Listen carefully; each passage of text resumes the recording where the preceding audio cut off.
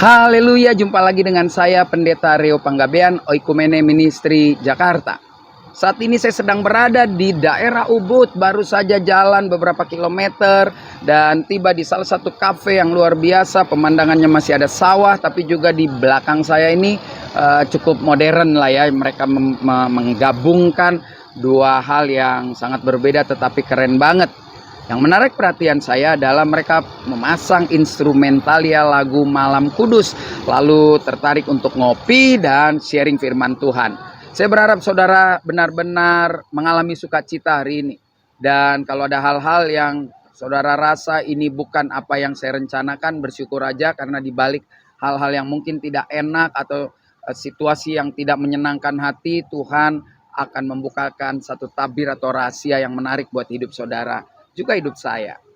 Nah, bagian firman Tuhan terambil dari kitab yang ditulis oleh Nabi Yeskiel dalam pasal 36 ayat 19 sampai 20. Di situ dikatakan begini, "Aku menghamburkan mereka di antara bangsa-bangsa sehingga mereka berserak-serak di semua negeri. Aku menghakimi mereka selaras dengan tingkah lakunya.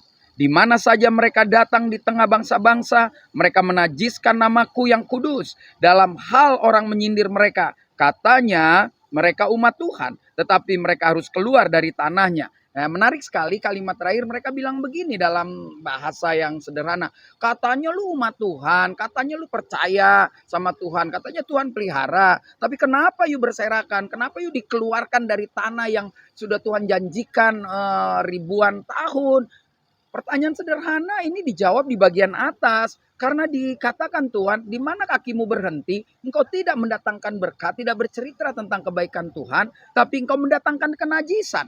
Dan saya percaya kesabaran Tuhan saat itu sudah selesai dan Tuhan tidak menghukum mereka mati semua sebenarnya saudara. Tapi mereka mengizinkan atau mereka diizinkan Tuhan keluar dari tanah yang dijanjikan. Mereka diserahkan Tuhan ke seluruh penjuru negeri pada masa itu. Untuk mereka sadar bahwa tanpa setia sama Tuhan, kalau mereka mengandalkan Tuhan yang lain, mereka nggak berdaya. Jadi ketika setia sama Tuhan, Tuhan pasti menunjukkan kesetiaannya dengan menjaga mereka menjadi satu umat yang besar, yang akan dipakai Tuhan menjadi berkat bagi bangsa yang lain.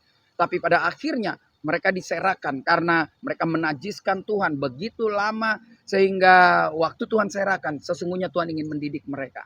Sekali lagi, bahwa tanpa Tuhan mereka nggak bisa buat apa-apa. Pelajaran buat kita pagi hari ini. Yuk saudaraku, ketika Tuhan sudah membimbing saudara dan saya, bahkan ada kesempatan yang indah ketika saudara dan saya menerima Kristus sebagai Tuhan dan Juru Selamat kita. Stop menajiskan Tuhan. Dimanapun kaki kita berhenti, kalau saya saat ini sedang ada di Ubud, saya nggak tahu saudara ada di mana saat ini. Yuk jangan menajiskan Tuhan. Tapi tunjukkan kepada dunia bahwa Tuhan yang kita sembah mampu mengubah hidup kita. Yang mungkin dulu sebelumnya najis, mengecewakan Tuhan, menyakiti hati sesama. Tapi sekarang kita terus berusaha menjadi orang yang menceritakan tentang kebaikan Tuhan. Dan di tengah usaha keras kita itu ada Roh Kudus yang akan memampukan. Jadi tetap semangat, dimanapun kita berada jangan pernah najiskan Tuhan, tapi muliakanlah Tuhan dengan segala apa yang Tuhan percayakan dalam hidup saudara dan saya. Saya Pendeta Rio Panggabean, Oikumene Ministry Jakarta. Sampai jumpa pada perenungan berikutnya. Tuhan Yesus memberkati.